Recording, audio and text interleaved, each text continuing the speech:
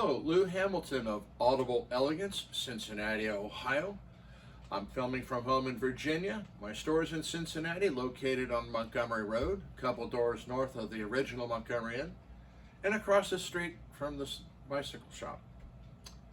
We have a website, audibleelegance.com, where we have a new and used store. So if you're looking for goods that's not available in your market, please consider us for either category. We do ship many of the items. Some we won't, because we don't have original boxes for some of the used gear, and it's too heavy, and common carriers won't insure it unless it's in original factory packing.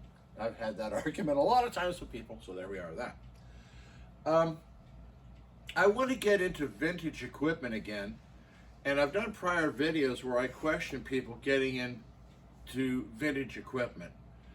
And I happened to be perusing the web, and I came across really an incredible video and a very, very good shop that got into talking about vintage equipment.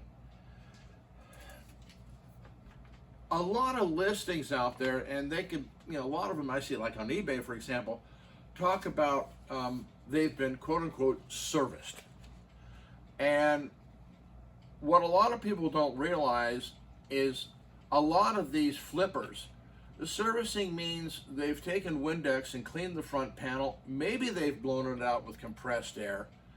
And maybe they've shot some cleaner into the pots, but that's about it. Some go a little further and they may replace a light bulb or two, but nothing more than that. Then you have the next level going on, which is where they talk about being serviced and it has been recapped. Typically what they're looking at are the power supply capacitors, and that's about it. Beyond that, on all the rest of the boards, not really. So I want to encourage you to look up on YouTube an operation known as Novalux Stereophonic. That's Novalux in Stereophonic.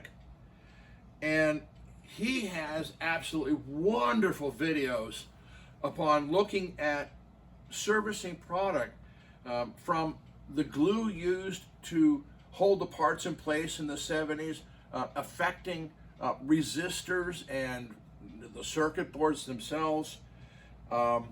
He's also looking at fusible resistors, which can be a problem in and of themselves. He'll check capacitors all over the board, and it's not unusual for him to replace, preamp type capacitors and such. And it's really one of those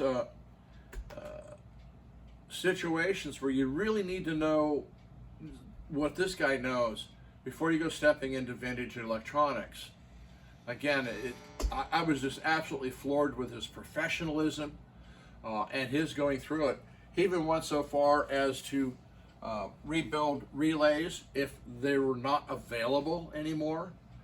But even there, he's talking about old relays have been opening and closing so much that they're essentially arced on the tips, and so they're really not performing at the proper levels.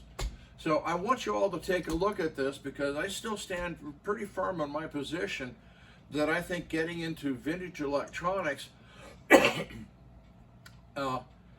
is really questionable, unless you know what's going on and what you're doing.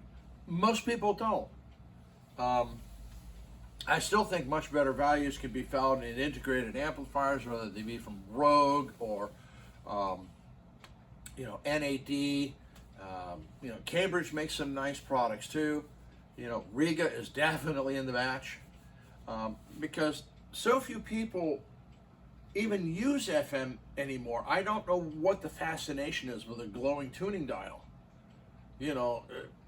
So I got a lava lamp and I put it in the store if you want to see light and things moving, I guess. But do take a time to look at Novalux. It is really a fine channel, and kudos for him taking the time to educate people, and certainly I've learned a lot as well. Thank you again.